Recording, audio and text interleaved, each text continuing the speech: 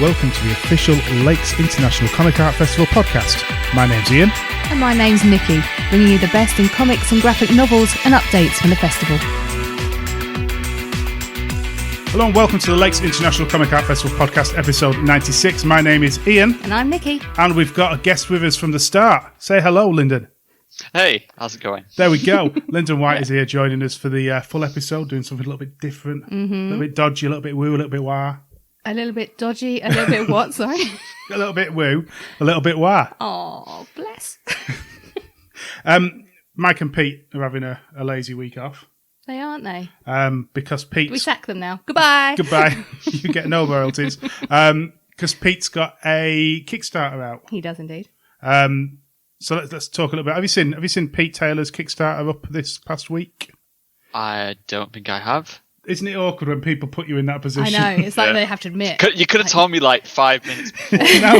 No, give me a heads up. Because comic creators do this to us when we're interviewing them. Oh. And they'll be like, have you seen the book I did this year? And you're like, oh, I've not seen everything you've done. No. I don't do that to you because I just send you everything. So Pete Taylor's got the Catfood Comics free pack out. Yes, I have seen it. There we go. Yeah, there we go. He's hiding behind the name. He's Googling it quick. Yeah. So as he puts it, it's 100 pages of kooky comic summer reading, and it's in like a plastic pack like the old... Yeah, like you used to get the Beano summer bundle. Well, we used to get the American comics we discussed in packs True. as well. Yeah. You know, the old DC or Marvel, whatever came in packs. Or you'd get the odd comics you never heard of, like, one number 33, 84, and something else with 3 completely different ones. Lyndon's looking lost, like, I'm too young for this crap. I want to pretend that I'm not, but I kind of am. You did, yeah. You'd go into, certainly in the UK, you'd go into it was a always holiday camp or somewhere like that. Yes, it was always at holiday places. And it was always a little independent with a little old lady behind the thing who didn't know what she had.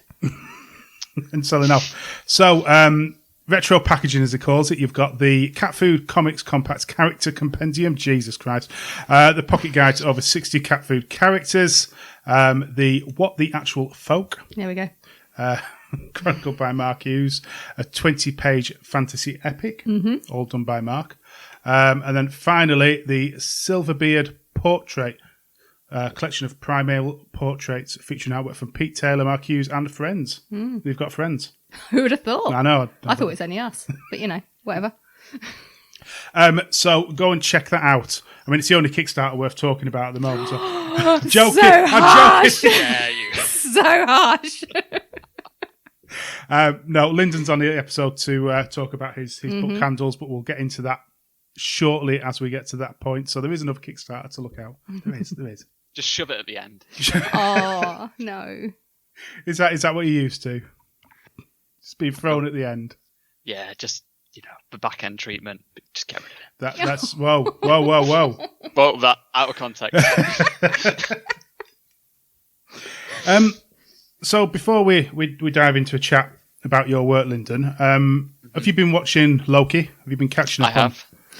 Oh, good. Are you up to date on the latest episode? I am up to date on the latest. Excellent. Yeah. Right, obviously we'll talk without spoilers.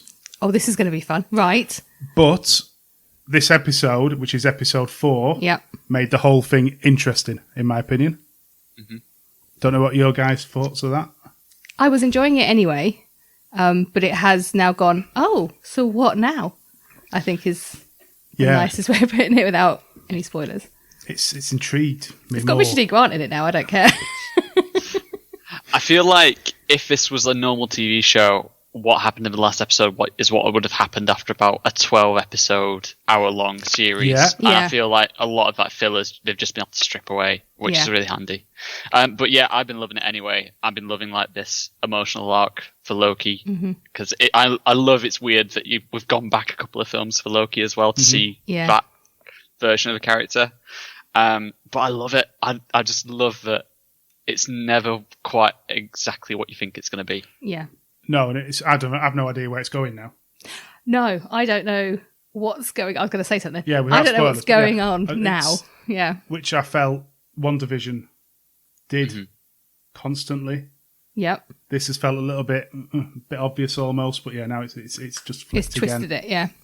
What have you been thoughts on the previous Disney TV series?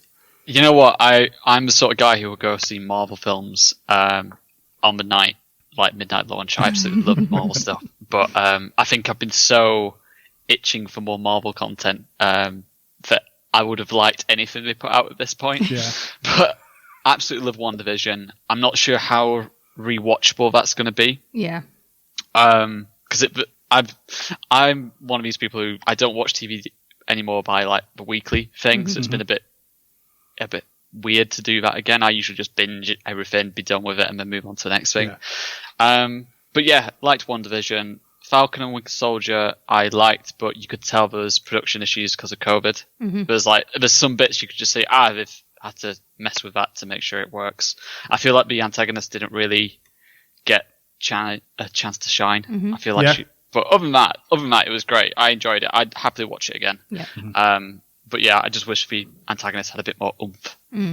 Yeah, rather than just almost being a normal person, but I suppose it was their journey, wasn't it, rather than the antagonist's journey. Yeah, but she had an interesting story to tell, didn't she? So they could have delved into that a little bit more. They could have. Yeah. They could have. But we like the weekly thing, don't we? We do, but it's again, because we're old. Yeah. So we like just being drip fed it. This is where you're meant to say, no, you're not. You look brightly. No. Not a day over 19. No. Oh, jeez, if I could grow this beard at 19, I'd have been impressed. I tell you.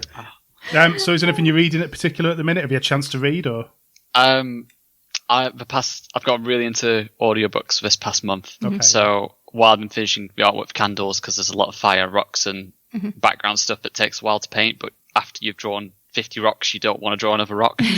So I've had the Earthsea trilogy on. Yeah. Okay. Been listening to that. Listened to Dune for the first time because the film's coming out, and I thought that's something I should really check out because people love it. How did you find that? Because that's something I'm tempted to delve into. Oh, okay. I think I picked the audiobook up for like £2.50 and it's 20 hours. And that was so much easier for me to digest while, like, usually most of my readings, like when I go away or commuting to Comic-Cons, and that's not been happening, and I've not physically been away and got myself away from the house for a break. So usually I go through a stack of books, but I've not as much. So audiobooks have been a nice thing to go through. I'm trying to think what else I've been going through. Oh, I had Stardust on by Neil Gaiman because it's just so good. Like, I love anytime Neil Gaiman reads a book, it's like a bedtime story. No, don't say it. Nikki doesn't like Neil Gaiman stuff. Terrible. What? Don't. It's like my worst thing about me. I preferred the film to the book as well. The film's good. The film is really good. It's because Neil Gaiman wrote that book about the cat and how it died. That short story. Have I missed one? I must have missed the cat book. That's maybe why you like him. And I was so annoyed that it went in the bin. And I don't throw books away. And I was so annoyed at it. And that tainted everything for me then. You wait, it probably wasn't even written by him. It was probably a compilation load of stories, and I've just like got confused. But yeah, it was. We need to find the title of this. We'll have to search it out. I was going to say I don't know a book that Neil Gaiman's written that he kills the cat. The cat it protected the family. Sounds more like Stephen King book. It became more injured as the book went on because it was protecting the family from evil. It's not Ocean at the End of the Lane, is it? I don't know. Is there a cat in that book? I don't Might not know. be that I book. can't. Do you know? Yeah. We're going to search for this and come back. After this, I'll point. Google cat killer Neil Gaiman and see what shows up, and we'll figure it out. It might. But, if it hasn't been him, then I have been terrible to him for like many years. All that hate mail. All that hate. I can't Just the believe vibe. that's the reason. Yeah. Not because you don't like the way he writes or anything, but because he killed a cat. And Good Omens. There you go. I'm just like, everyone's going to hate me now. Hot takes left, right and centre. Anyway, let's move on. Terry Pratchett influence was fine. Just saying. Right, let's talk a bit about yourself then. So, what got you into comics in the first place? What were you reading as a kid? So I'm from a small town. I'm from Burnley, and there's no comic book shop. Is it a small town, Burnley? It's a bigger town than it used to be, but it's kind of small. I'll tell you what. I lived in a little village on the edge of Burnley, which is villagey, towny. Yeah, in the nitty gritty. Anyway, there's no comic book shops, so the only stuff I could get hold of was things from like W.H. Smith's, or if you was, it was like a finding gold if you found one in a charity shop. So that's what I grew up on until I started getting into manga around college. So that's literally all I had access to. And then I think I went in Forbidden Planet when I was about 14. Bought a stack of manga because that's what I was into, like Hellsing, Death Note, that kind of stuff. And you know, it wasn't even like it was very rare you could even find manga at a point in like a Waterstones at that point. Yeah. So yeah, I'd be absolutely digesting all the W.H. Smith collections, so the Spider-Man, the Avengers, all that kind of stuff. And then I think when I got my first part-time job is just about when Civil War became a thing over here, Marvel Civil War. So I bought absolutely everything. Like having that disposable income to get absolutely every version of Civil War comic that come out, and there's a lot. There is, yeah. There is a lot. I've only read the main story, but yeah, there's a hell of a lot. Yeah, so I got into comics that way. Like it was stuff like, I wouldn't necessarily get every issue. It'd be like, we're down at the corner shop this week, we'll pick up a comic, or we're going on a trip, we'll get one. And then it wasn't really until I got to college and I had more disposable income that I was like, I was reading more. I think that's when I started getting into things like I got hold of Craig Thompson's Blankets, Jeff Smith's Bone, that kind of thing. And I knew I was really into it, and it's sort of like I fell out of love with it towards the end of high school and fell in love with comics again as I hit college. I loved it so much. I'm like, why did I stop drawing comics? Because I used to doodle them all the time as a kid. And then I went and did the graphic novels illustration course at Glyndŵr University, which was run by Dan Berry. Okay. So just before I went to uni, and I was thinking about going on the course, I emailed Dan saying, here's my work. Do you have a reading list? And basically everything off the reading list Dan sent me is what I bought. And that was sort of like my entry point into like graphic novels as books rather than, you know, what you're picking up from W.H. Smith's and whatever manga I could get hold of. So were you not, did you read 2000 AD back then, or was it more the American? Never bought 2000 AD. Sorry, I know Judge Dredd. I think I've read maybe one Judge Dredd comic. My dad used to have like a couple of Conan Barbarian and like some of the older Marvel comics, but that was about it. But yeah, that's all I could get hold of. I think the only time I got hold of something different, I was on a car boot and someone was selling about 3 long boxes of comics of all different stuff.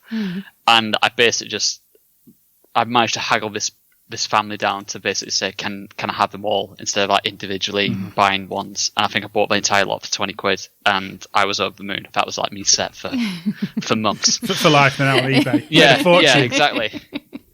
But in there was stuff like Witchblade, more Spawn, more Marvel stuff. It was like a real like splatter of American comics. So yeah, I kind of got into it late. Like it's always something I've loved. You know, you pick up like the Sonic the Hedgehog comics as a kid and that kind of thing, but there's a very limited amount that I could get hold of. And, you know, this is before your family could go on Amazon and grab something for you as well. Like, so, yeah. So you say you went on to college to do the comic course. What did that entail as a course as a whole? What sort of things do you do? So when Dan's not running it anymore at Glyndŵr, so Glyndŵr is in North Wales, what they did is in first year you did a splatter of everything. So they did concept art, general illustration, children's books, and comics. And their version of comics isn't the American version of comics or the European. It is comics as a whole. So comics as a medium. So whatever style you're working in, you could have adapted your style to any brief, essentially. So I think it got to the end of the first year. For original film, we had to adapt a script. Well, Dan got the script for 1 or 2 scenes, and we all had to draw that script.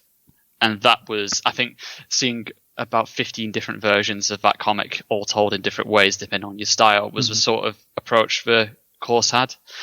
So it was great. Like, they covered typography, covered European comics. Dan would go off of these trips and bring back different creators. We actually had Charlie Adlard, and at one point doing like guest lecturer. It was great, absolutely brilliant. And so first year it's like free for all, you do a bit of everything, and then as you get into year 2 and year 3 you start to specialize. So I knew I wanted to do comics. We had some of my friends who bounced around and did all 3 every year, but as you got into third year you kind of had to specialize and pick one and really run with it. So my first comics that came out at Comic-Con were 2 called there's one called Where Were You, which was about someone talking to God because there's lots of crap going on in the world and someone's been murdered. It's like a bird talking to God. Very indie, wannabe Sandman book. And then the other one was Pinnacle, which was about an old man lost in a blizzard trying to get to the top of a mountain while a monster chases him. So those 2 comics were actually my degree level briefs that I picked for myself. So did that look into the writing of comics as well, or is it more focused on the art style? No, absolutely everything. So there's some people who weren't as invested in doing the writing, but it's something that was covered. So it was a very malleable course, and it got to the stage where if you were interested in something, Dan could push you in that direction, which is really handy. But yeah, they did story structure. There was quite a bit of writing involved because if you were making your own scripts, so obviously you've got to do all the work that comes with that. You're not just sat drawing pictures. But they really encouraged things like being able to summarize your story in a sentence, having the 10-point structure, making sure you're not drawing from your first draft of your script. You make sure it's really polished before you actually start cracking on with it. So a lot of the skills that go into how I make comics from that course. Even though Dan's style is nothing like mine, but he was very good at nurturing the style and pushing you and showing you what you needed to see, because he's a fountain of knowledge when it comes to comics. This is going to sound like a ridiculous question, but when you go onto a course like that, what is the goal? Is it to get a career working within Marvel, for example, or something like that, or do they focus on your self-publishing side, or what's the general goal for that? So the people who were on that course who did want to do stuff for Marvel in 2000 AD, and you could tell because of the artwork style they were doing. I was more, I want to push my own style. I knew I wanted to do something painted and ink-based. I was looking at people like Ben Temple-Smith, Bill Sienkiewicz, Dave McKean, that kind of thing. And then you might have people who would look at things completely different or had more of a graphic illustration style. It was, like I said, it's really hard to explain. When I say the course was very malleable, it was malleable to be individual, and you'd find yourself clustering with other people who like similar stuff, or you'd bounce off illustration styles. One of my friends, Tyler Wilson, very different style, but me and him got along really well and bounced back and forth because we both like Studio Ghibli, we both like manga, both very wanted to push ourselves as well.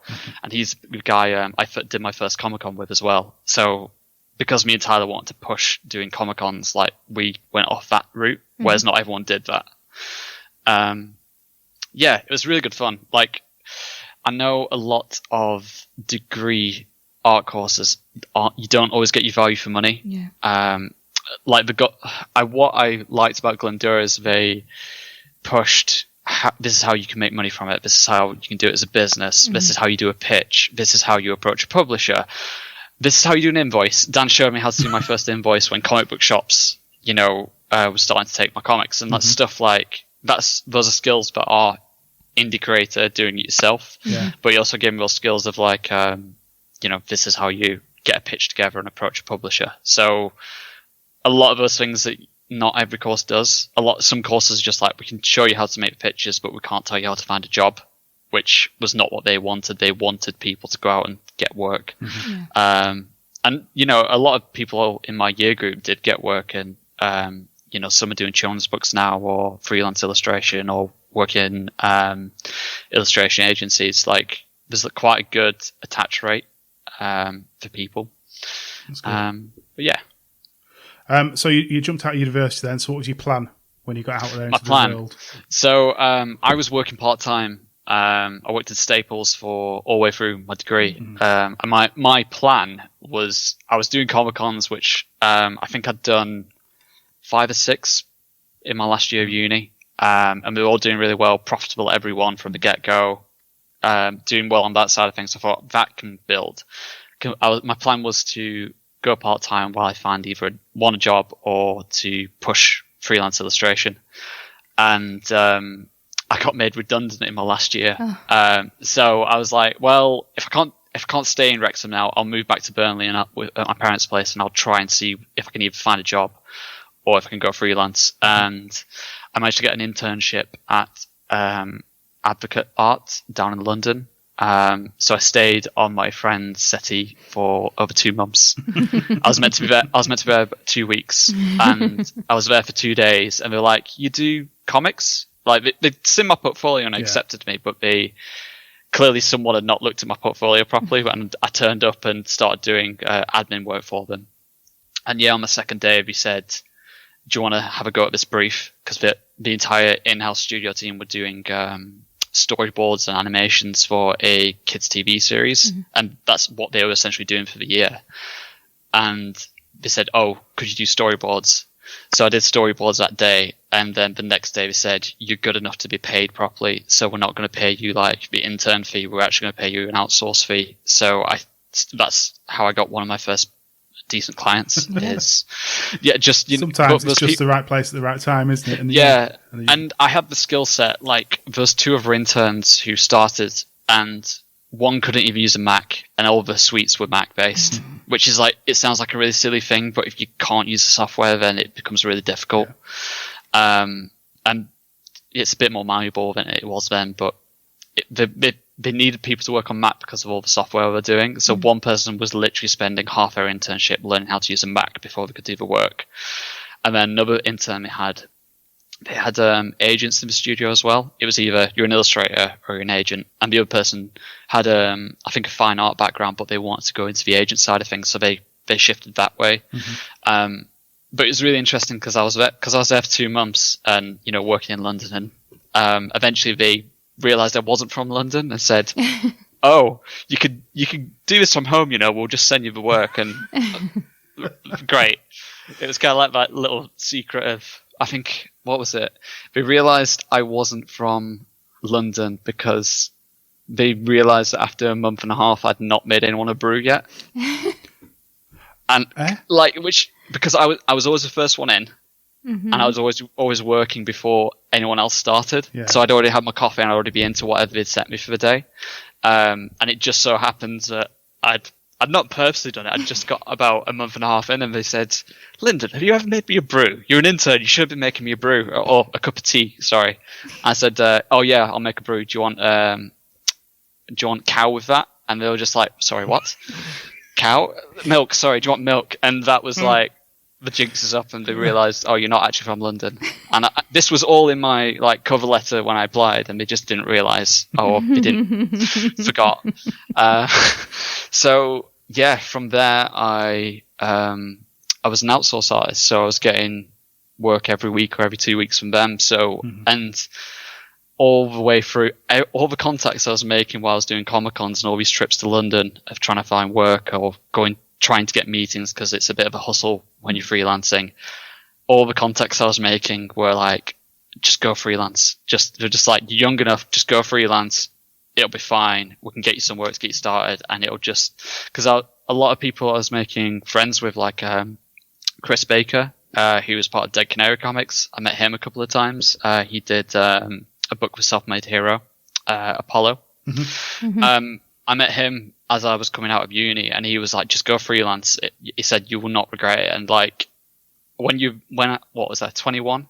Coming out of uni, I'm just like, I just want a job. I just want to, I've worked long enough. I just want a job. And then everyone else was saying, "No, go freelance. Like, here's some work." And I'm glad I went freelance because I managed to make it work. Because I've been freelance now for 8 years by accident. Like, I wasn't intending to. I was fully intended to go in a studio or find something, but just how it panned out, which meant that I could actually pick my own projects and do what I want. And then I had about 2 years where I was doing textile design as well, because that's some random way that came about, and I started doing illustrations for dresses and Coast and Primark and all that kind of stuff, which looks nothing like my comic work.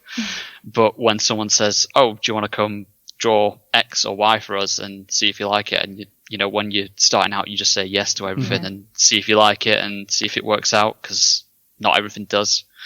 I think that is something that if you're coming out of a degree, you just have to say yes to whatever opportunity presents itself, and just don't like I could have, if someone said to me, "Oh, do you want to sit and spend 10 hours a day drawing flowers?" I'd be like, not really what I want to do, but because I said, yeah, I'll give it a go and see if I liked it, it's actually really relaxing, because, you know, you just sat painting flowers all day, and it, you know, that supported me while the comic stuff was kicking off. So how do you fit the comic stuff in around all that work then?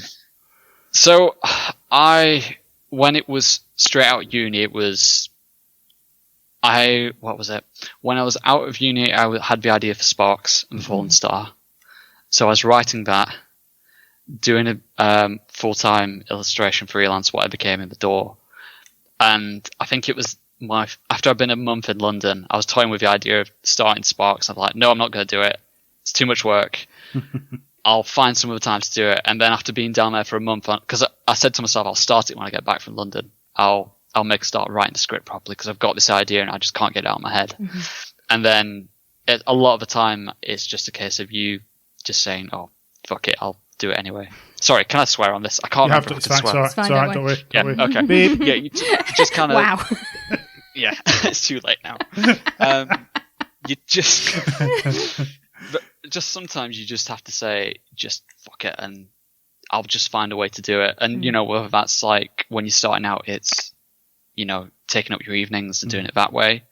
If the supply and demand is there, like, bear in mind, on top of all this, I was doing Comic-Con. Some years I've been doing like 15 shows a year on top of it, you know, which is a lot of travel, a lot of work, and a lot of meetings, and a lot up and down the country when we could. But all of that put me in a good position for when I said, no, I don't actually need to live in London. I can do the work from home. I can do the work from wherever. Being that malleable really does help. I just think it's important. You've got to push it when you need it. Like, when you're really desperate and you really want to try and make this work, you've just got to throw yourself at it. You know, and you can't necessarily work at that stage forever. Like, you don't want to be living every waking moment trying to get it up and running. But I think if you're freelancing, you've kind of got to have that. When you first start out, you've got to really throw yourself at it and really push it to get yourself set up. Because I think the advice I got when we were leaving uni is they said it'll take at least 3 years for you to set yourself up freelancer, to get yourself established. And it's really annoying because you can't shorten that time frame down. It roughly take 3 years before everything's really ticking along nicely, because you've built up your clients. For me, there was enough business cards around at Comic-Con from people that when someone went, "Oh, I need someone to come do an illustration for this," someone would have my card and go, "Oh, I actually know someone I met at Comic-Con." And you get random bits of work like that, which tie you over. Yeah, I feel like I've waffled now. I don't know where it's going now at this point. I'm sort of looking through the books that you've done, and you've done actually quite a few what you class as graphic novels. And you just think the amount of time. You say what you've been doing it 8 years. Yeah. So what's that? 4 that I can see off the top of my head? 4 graphic novels? Is that right? There's the Sparks and Fallen Star. Yeah. There's the Mind of James Svengal, which is 180 pages, which is flipping big. Yeah. Big book. We've got Reanimator Incorporated that came out last year with Andy Perry. Candles is a new one, which we'll talk about in a minute. Yeah. But on top of that, you've got Hexes Volume 1 and 2, which are the horror anthologies from Blue Fox Comics. You've got all the Constantina books I've done, which are 5 now. Yeah. The thought out art books, they're the small scale ones. I've done one-shot zombie stories, Lost and Found, which I don't think is on my website because it's that old. I think I haven't updated my LinkedIn in a while, but at one point I was making sure that everything I did was on LinkedIn. But I think a couple of years ago it was over 40 books. That's crazy. Like, most of them are single issues, or some of them are I've done the lettering or I've just done the artwork. I haven't done the whole thing, but there are at least 40 things you can put on your shelf with my name on somewhere. But I enjoy it. And I'm doing it full time. Bear in mind, I'm not doing this in the evening. I am doing it full time. So I am here 5 days a week. At it. But still, it's amazing to be fair. The amount of work that you're pushing out, and it's your own work, and it's to high quality is stunning. Just tell us a bit about the Concertina books if people haven't seen them, because they're a bit different. So the Concertina books are small fold-out art books. The idea is that you tell the story through a series of illustrations. So they're 10 illustrations, two-sided, 5 illustrations on each side, and you have to tell the story beginning, middle, and end. I saw these while I was in uni. Always wanted to do one. Could never find the right project to do it. And then I was meant to do a Dorian Gray graphic novel that never happened. I'd signed up for it. The script was being written. I was really excited because I love Dorian Gray. And because I was in that mind space of thinking how I was going to tackle it visually, I doodled a Dracula cover just for fun. Well, I think I was waiting for something to dry, and you got a bit of paper and you just squiggle something. I'm like, oh, that's a Dracula illustration. Clearly it was a skull and pointy teeth and a castle. Great. And then I was like, I could do with a smaller scale project. I'm like, oh, I can't do Dracula as a graphic novel. That's going to take 2 years to make, and I've got the other stuff I'm doing. So the first Concertina book was Dracula, and it was put on Kickstarter, and it did really well. Really well. Like, I was really surprised because Concertinas are a bit of a niche format. You very rarely see them. You see them at like design fairs or an art show maybe. They very rarely. Some people just use them as like a portfolio piece. Like, they don't actually tell a story, but I want to make sure it had a story structure to it, or you're at least looking at chapter covers for each illustration. But yeah, the idea is that you can put them on your bookshelf, or you can like fold them out and frame them, have a piece of artwork. They are very much like, you have to know the story to enjoy this kind of thing. But yeah, they're good fun. Like, all horror based apart from War of the Worlds, which is the sci-fi one of the bunch. And you say you use Kickstarter for those. How did you find the journey into Kickstarter? Nerve-wracking. Because you seem really successful generally with Kickstarters that you've done. You've always seemed to fund without any issue. Yeah, I'd say part of my career is built off Kickstarter. I did my first Kickstarter was a one-shot zombie story called Lost and Found, which is all ink wash. It's just a one-shot. And it's got splatters of red ink thrown across the page whenever the character's in danger. Good fun, like very, Live for Walking Dead. I've got an idea for a one-shot. But that was nerve-wracking. A lot of work. I went on Kickstarter for the first time after seeing Ben Templesmith put his on there. Because I loved his work and I saw he was doing it. I know it's slightly controversial because of everything he's involved with news at the moment with... names are escaping me, sorry. Anyway, I saw Ben Templesmith do it and loved the idea of it, and I thought this is a good way to help cover the costs, because everything was self-funded at this point through Comic-Con's freelance work, and it was all profitable and all ticking over, but having that investment from your initial pre-orders would be amazing. So did that first, then a couple of other bits, then it led up to the bigger projects. I feel like now it's graphic novels, but it's been a long process to get to graphic novels because they're a lot more costly to make and a lot more time investment. I'd say, do your smaller scales, do your single issues or Concertina books in my case, and build yourself up from there, because it's a lot of work. Like, people don't realize like all the like behind the scenes of what goes into a Kickstarter, and like, contacting your printer, making the book, figuring out a marketing plan. How you're going to market it, are you going to contact websites? Because that can be a feat in itself, and asking people to do press like your good selves, like, here's my book, please push it for me. But doing all that, it actually helps because people then realize, oh, you're the Dracula guy. Okay, I know you, kind of thing. There's a couple of times when I was at Comic-Con, I would introduce myself and be like, oh, I know you because you did this on Kickstarter. I think it took me until my third Kickstarter was when I realized that it's actually a bit of a marketing device as well for people to find out this is who you are and your work. Have said about, it's interesting that you build that fan base up as well, and they're immediately going to jump on your next project, which is superb. Yeah, it's also like after you do a couple, there's also like people know they're going to get the book from you as well. Yeah. There is that, Because there's always been this thing of people not receiving their books after pledging to a Kickstarter, and it's become a bit more difficult because I know people have had issues with, you know, COVID and Brexit and all that kind of stuff, but I've spoken to people who back things on Kickstarter and are waiting for like 20 bucks from UK backers, not UK creators. Right. And there's like, you know, if that keeps happening, people don't trust Yeah. creators.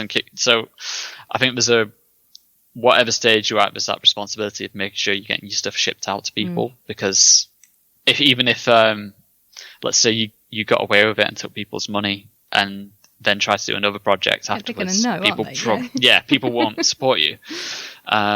You have to, and I think you have to be very open about what you're doing and what you want to work on. Like everything I put on there is stuff I believe in and stuff I wanted to do. I've not kind of sat behind my desk twiddling my thumbs thinking, oh, I don't know,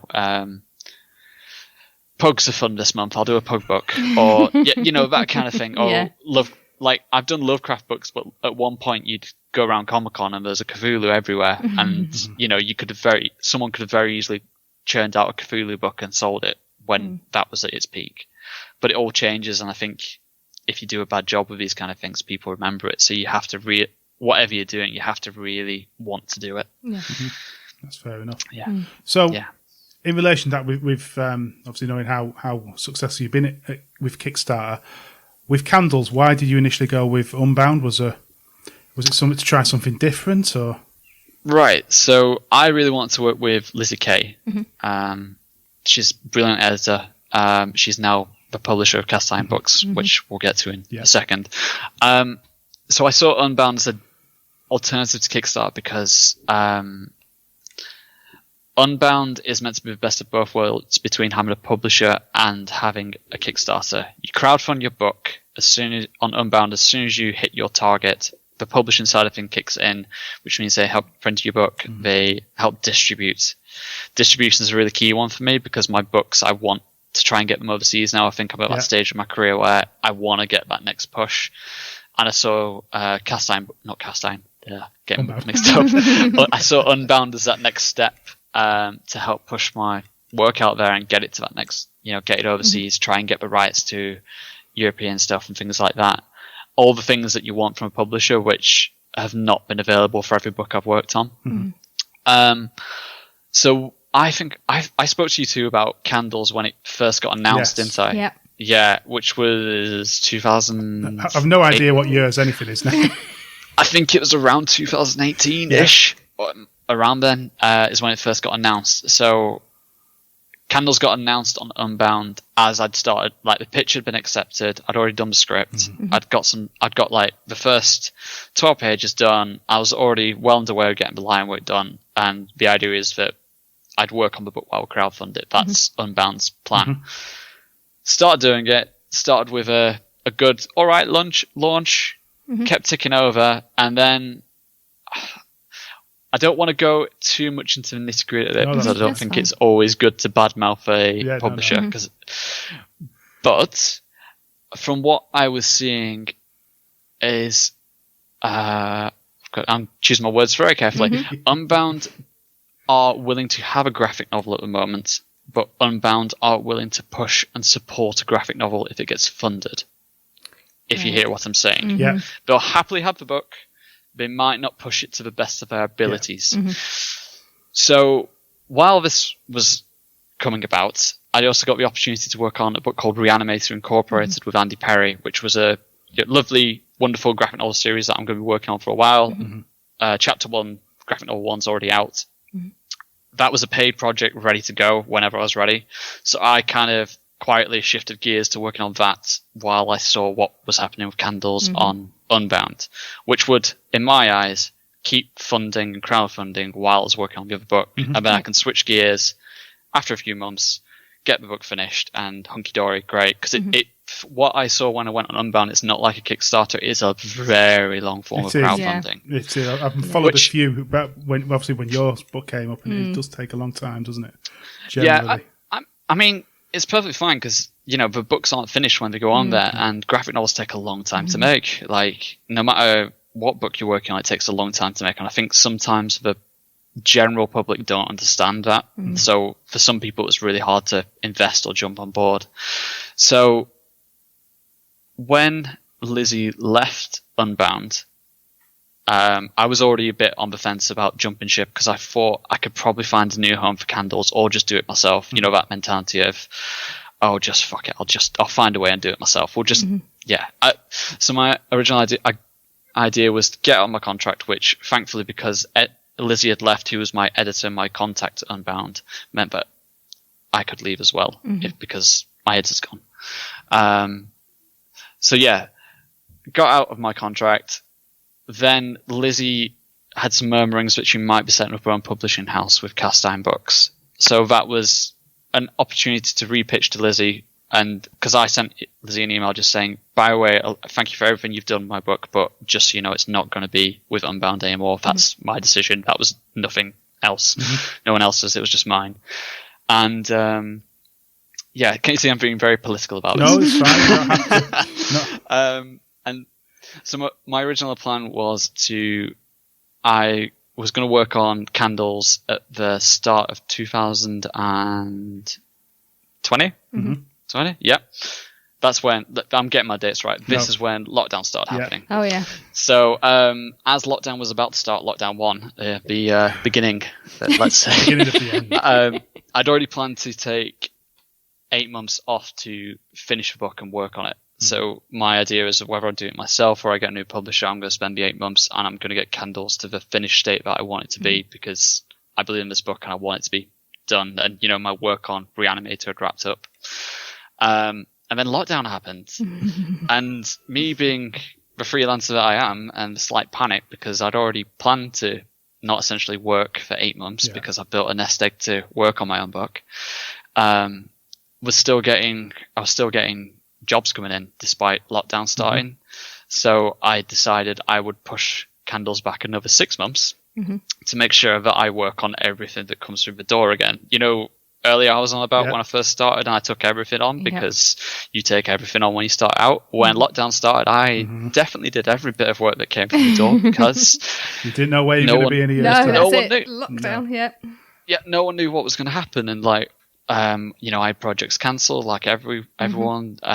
So I was very careful because of freelancing and being self-employed. You have to be very careful about when you take your 8 months off to work on your book without taking on work. You know, that is a risk by itself.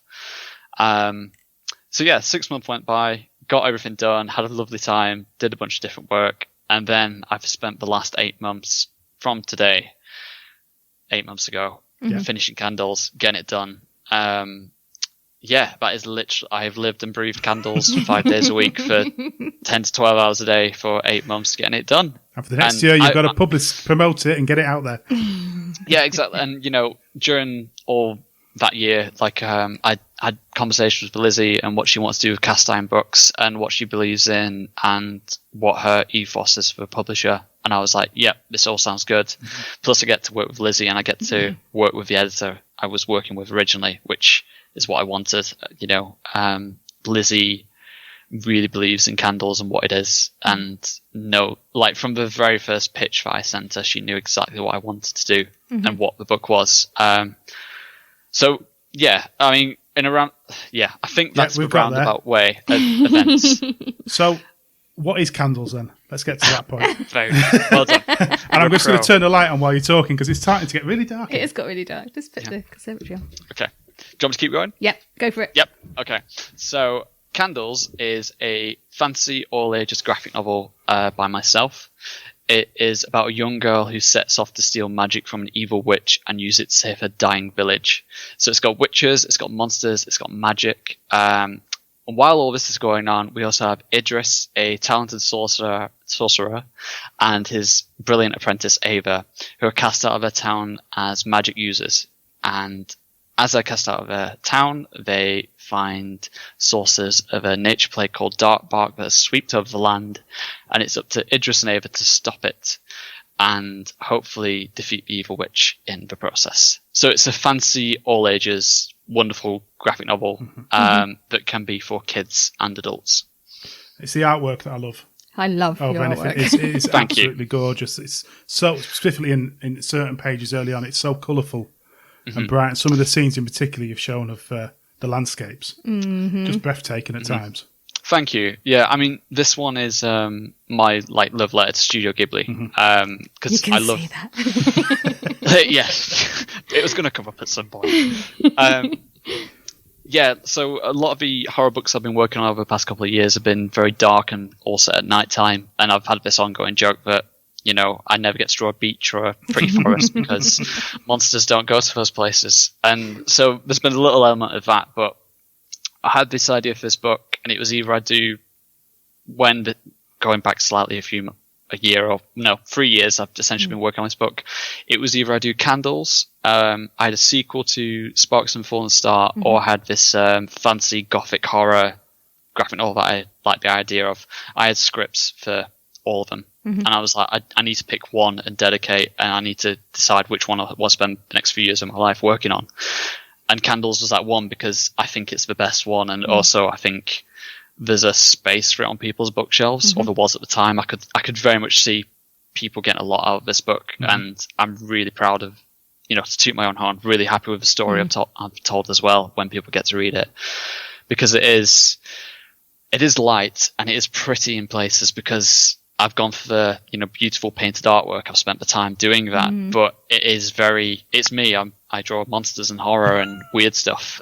There is spooky things in there, and the darker elements of the book come later on. I think I said this the first time I pitched it to you guys. Like, it is very pretty. It looks very nice, but you're in for a shock a little bit later on, and that's just the book. I've lured people in with the pretty pages, and it will get a bit more twisted as we go. You think of the best fantasy movies, it's all the same. Yep. You start in a nice little village, and then it just goes to hell. Yeah. I mean, I've kind of done that. Like, some of the opening pages are the village, one of the main locations, gets attacked by a giant wolf, and it just runs through everybody. And like, if this was when I say it's an all ages book, I want adults to read this, and the world has to have consequences. Magic has to have consequences, otherwise it doesn't have any weight to it. So this world does have weight to it. So when a giant wolf attacks a village, you're going to see what happens when a wolf attacks a giant village. It's going to be a bit brutal. Well, I think the best children's stories are ones that don't treat them like children. Yeah. That treat them so they understand what's going on. They're not stupid. They know it's a story. So it's the right thing to do. I really detest it when children's books dumb it down. Like, someone's written something and, like, you know, you can treat a child like a grown-up. Going back to what I used to read comics-wise, even as a kid, I used to pick the adult comics up in W.H. Smith's rather than magazines, because I'm like, I don't want a plastic toy and I want more comic. Like, give me the good stuff. Candles have been it's just been an absolute joy to work on. Like, I've had an absolute ball working on this book, and I think out of everything I've done, I do think this one has a lot of legs to stand on. I think it's got a lot in there that different people will appreciate and like, and we've been very careful not to show anything too late on in the book. Anything that's gone up in Kickstarter or is only in the first chunk, so there's no spoilers. All the big story juicy bits are a bit later on from what we've seen. So, class yourself as a Ghibli fan. Nikki classes herself as a Ghibli fan. We're having a little quiz. Oh no! No, Designed I know. by myself. Don't. Let's see because this is where your brain just Let's goes. see who is the biggest fan here. I'm tattooed. That should count. Yeah, who's got the most tattoos? Right, I've got some questions, taking turns in answering. Oh, no. She's been dreading this. She doesn't have a clue what I've got here for her. No. At least you knew. you could have Like practiced. 5 minutes beforehand. So, who's going first? I don't know. I'll go first. You're going Go on. first. Right, okay. And let's see how I question forget each. everything. It's only four questions each. It's not a Oh, huge amount. God. It's easy. That's 4 easy. too many. Right, okay. Nicole, Yes, dear. currently, which is the highest grossing Ghibli film in Japan? She hates me now. She absolutely hates me now. What, out of all of them? Out of all of them, which is the highest grossing? Just Japan. In just Japan? Yeah. Because I'd say, like, it would be Spirited Away for the World because that won Oscars. But Would it? Oh. Would it though, Nikki? I'm Give us just an gonna answer. don't do this to me. It's just in Japan. It's just Japan, yeah. Just I don't know. Like from all of them, the highest grossing. Oh, God, I don't know. Just give us an answer. Princess Monaco. No. What was it? Oh no! Is it Ponyo? No, it is Spirited Away. No, I should have stuck with my first. Okay, Lyndon. Oh dear. Oh, What God. fairy tale is the basis for the 2008 film Ponyo? I Not know. fairy It's not, tale. it's not the Little Mermaid, is it? It's not. No. I don't know. Sorry. Don't know? Nope. Just give us an answer. I was gonna say the Little Mermaid, but I know it's not the Little It Mermaid. is a Little I Mermaid. was going to say it is. Oh, it is. It is. Oh! This isn't fair. I should have got second. What, Nicole? No. What film was released as a double feature along with My Neighbor Totoro? See, now she should know the answer to this one. Oh, Scrape of Fireflies. Correct. I was trying to No. which one came out the same year. Lyndon, which movie almost bankrupt the studio?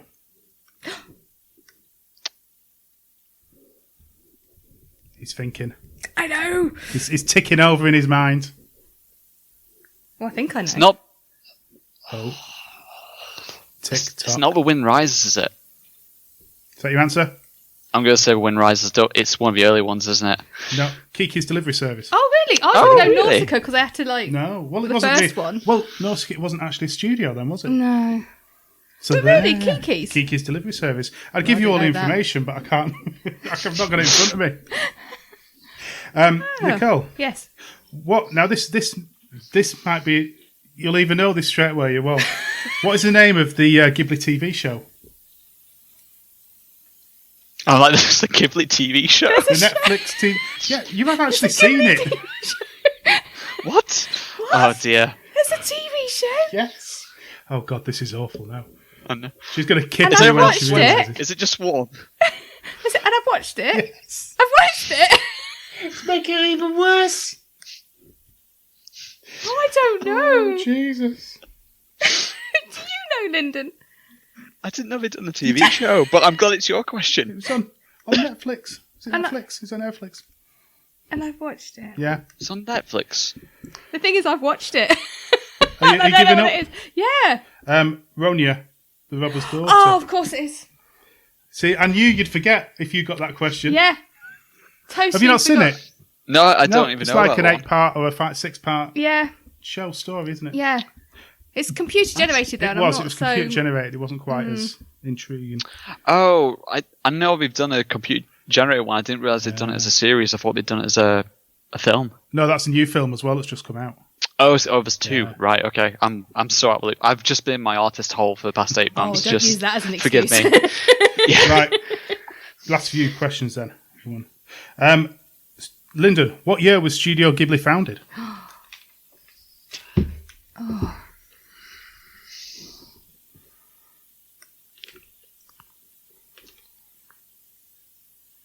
I'm gonna say, this is a shot in the dark. Yeah. I'm gonna say like 1982. I imagine it's earlier than that. Nearly 85. Weren't far off. Oh, I was going back further. Weren't far off. Right, this is your awkward one. How right. many feature films are there? Oh, she's looking at me now. Are we counting Don't look Go at the DVD Panda in shelf. this? Just give us a number. Oh, I don't know. 26. No. No. 23. Oh!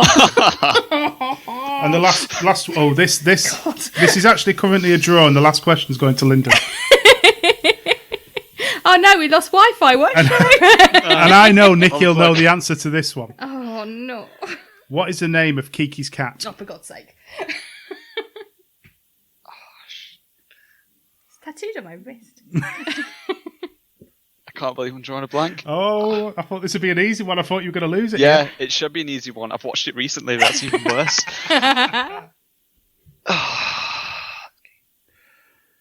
Tick. It's not Mimi or something, is it? Is that your answer? It's not Mimi, is it? No. Yeah, it'll be my answer, but it's not Mimi. What's the answer? Gigi. Nearly. So we have a draw, so we've got a tiebreak Oh, question. no. Wait, can I just ask, was a draw 1 point each? Yes. I'm going to have my tattoos removed. These superstars, these people who know it all. Right. Wasn't Mimi the female cat in Gigi, though? The one he runs off with? I'm sure it's Mimi. So you kind of were rightish. Okay. Well, we're going for one on. We've got a half right. a point. I'll let you answer first, Nicole. Okay. How many Ghibli films are in the top 10 in the terms of income for animation in Japan? How many? How many in All the of top them. 10? So how many out of 10? 4. 4 is your answer? What's your answer? I thought it was about 7. Are you going for 7? I'm going for 7. Oh, you've just clinched it. It's 5. Nicole wins. I can keep the tattoos. Well done. All I can say is you're both a bit rubbish. Yeah.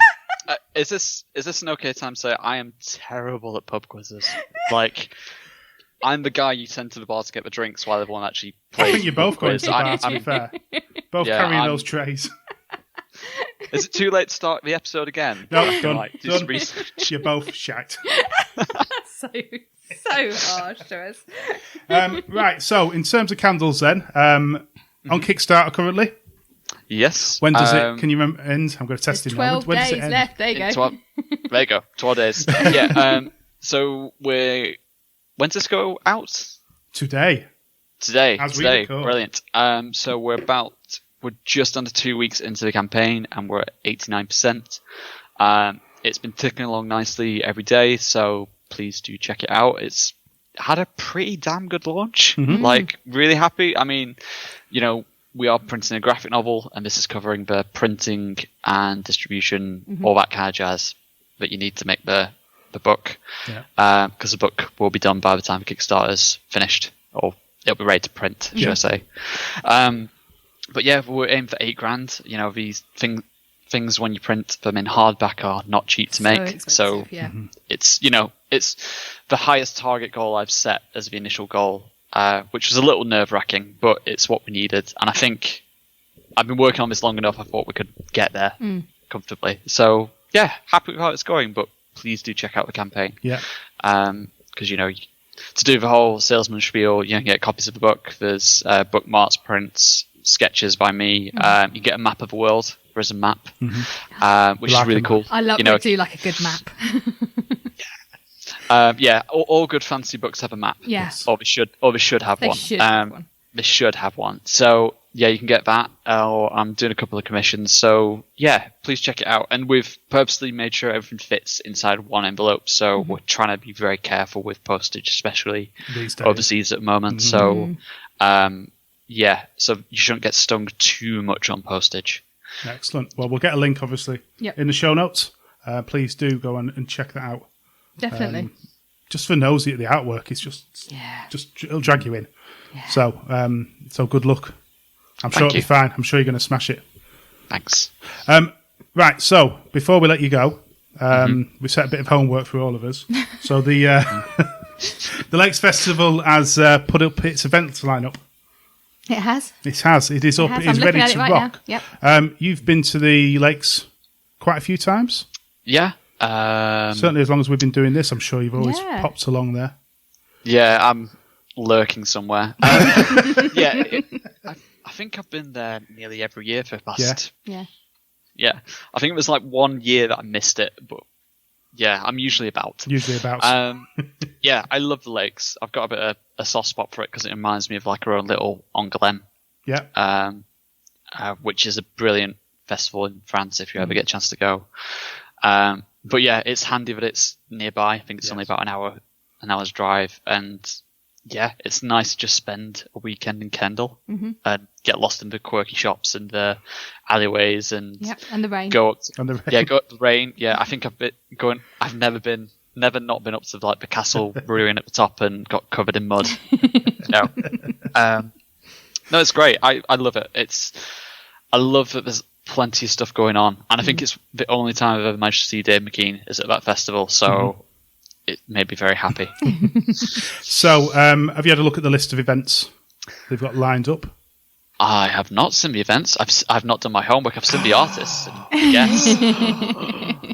Well, if you go onto the page, there's a full festival events page which can be found on the news section. Nikki, is a particular one that stood out for yourself? Keep going down. There we go.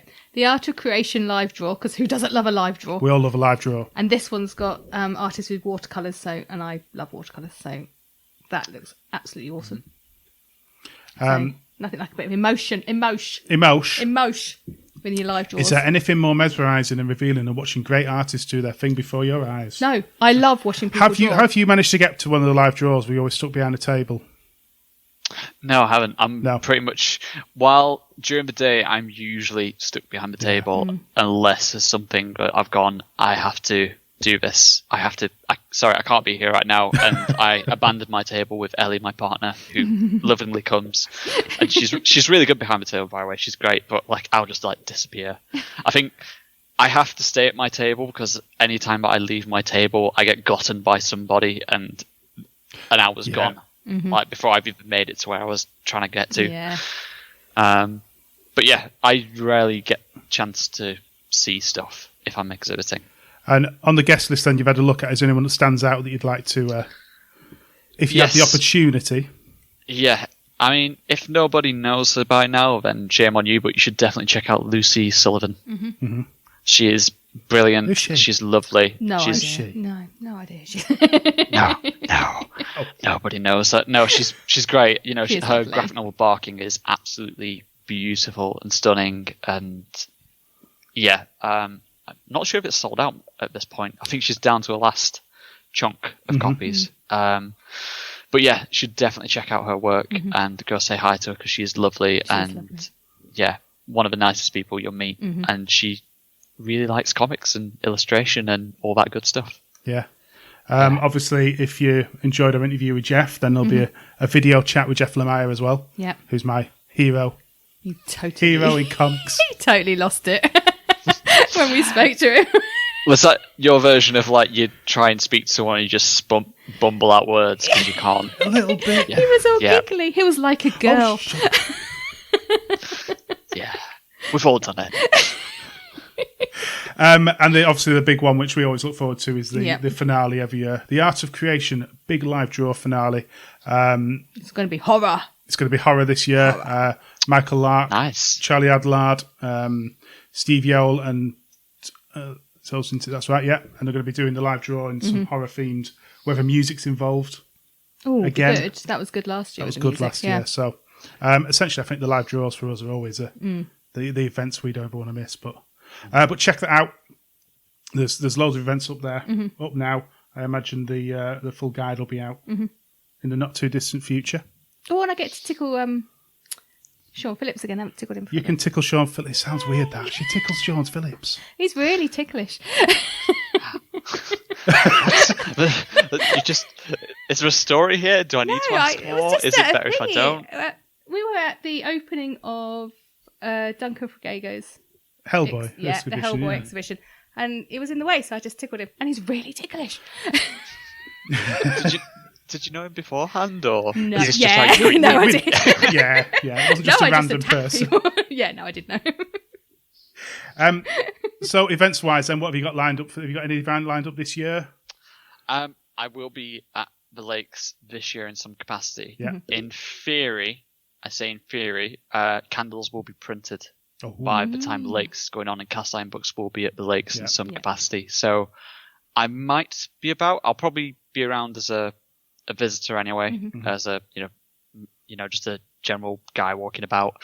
But if cast iron books are there, I'll probably be doing something with candles in some capacity. But I think the book doesn't officially come out until after the Lakes. I think it officially comes out for Thought Bubble, which I will be at, and I've got a table at. But we might have a couple of advanced copies at Lakes, depending how things pan out. Printing, got to see how it all goes ahead. But yeah, just those two for me this year, because I usually do the MCM shows, but even though MCM London is going ahead, I don't feel it's particularly wise going to an event that size just yet. Yeah, I know the feeling. Yeah. Let the winter get out of the way, and then... Yeah. I can handle the lakes because, it's all spaced out and you've got all your different venues and, there's not too many people in there. And if there is, you can probably go to one of your other places, which is really handy.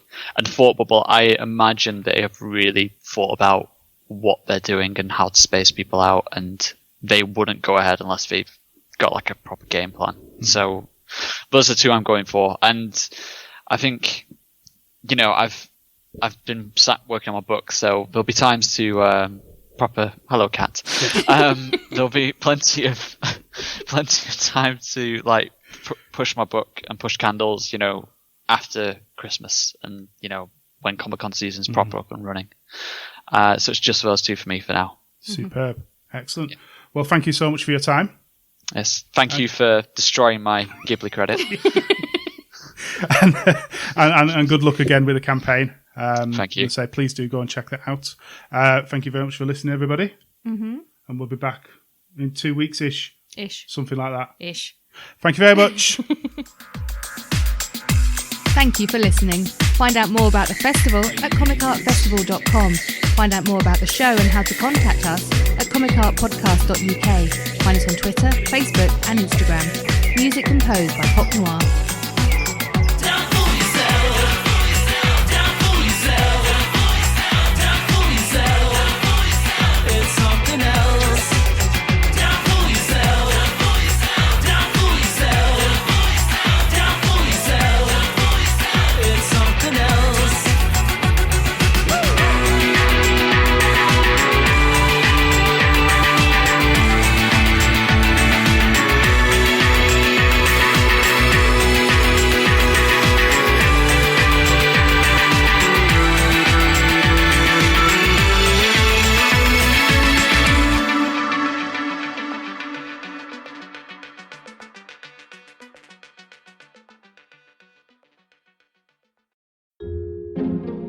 This podcast is part of Britpod Scene, an independent network of uniquely British podcasts that's always growing.